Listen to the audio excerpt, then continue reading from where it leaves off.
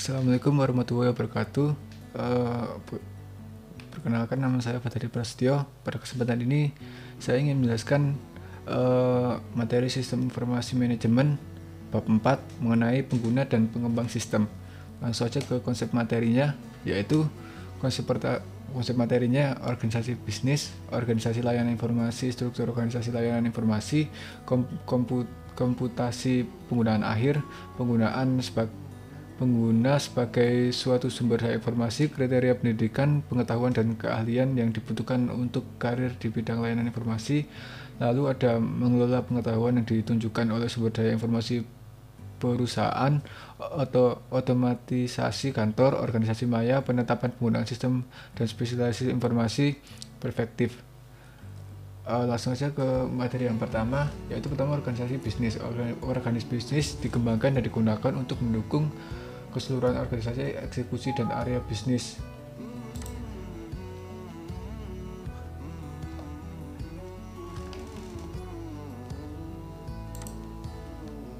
Dan area bisnis dasar perusahaan adalah keuangan, sumber daya manusia, layanan informasi, produk, dan pemasaran. Lalu selanjutnya adalah organisasi layanan informasi. Sumber daya informasi terdiri atas piranti keras komputer, piranti lunak komputer, spesialis informasi, pengguna fasilitas basis dan informasi. Lalu selanjutnya ada struktur organisasi layanan informasi. Pertama, tren dari struktur tersentralisasi dan desentralisasi.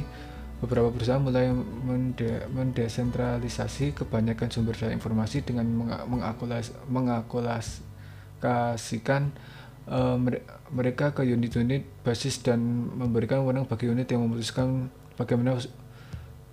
bagaimana sumber daya akan diaplikasikan. Lalu dua, ada struktur organisasi inovatif dalam penerapannya dalam dunia IT. Penggunaan struktur organisasi sentralisasi maupun desentralisasi memiliki beberapa kesulitan, yaitu di mana IT memerankan peran yang lebih besar perusahaan daripada masa lalu. Terdapat tiga struktur inovatif, yaitu model sekutu, model platform, dan model terskala.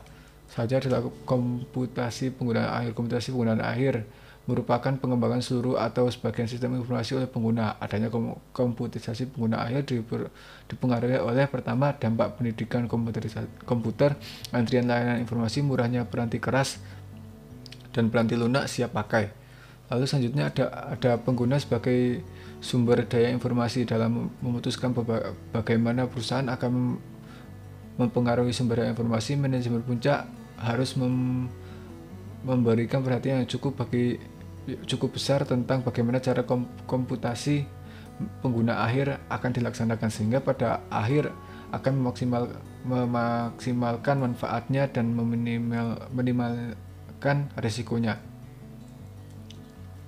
Lalu selanjutnya adalah kriteria pendidikan, pengetahuan dan keahlian yang dibutuhkan untuk karir di bidang layanan informasi. Satu, pengembangan sistem. Jenis pengetahuan yang diperlukan yaitu pertama, pengetahuan komputer, pengetahuan informasi, dasar-dasar bisnis, teori sistem, proses pengembangan sistem, dan yang terakhir pembuatan model sistem. Lalu kedua, keahlian pengembangan sistem. Jenis-jenis keahlian yang dibutuhkan untuk mengembangkan sistem yaitu pertama ada keahlian komunikasi, kemampuan analisis, kreativitas, dan kepemimpinan.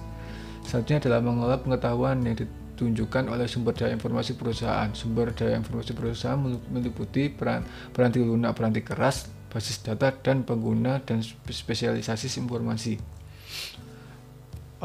Otomatisasi kantor adalah seluruh sistem elektronik baik formal maupun informal yang berhubungan dengan komunikasi informasi dari dan ke orang lain di dalam maupun di luar perusahaan.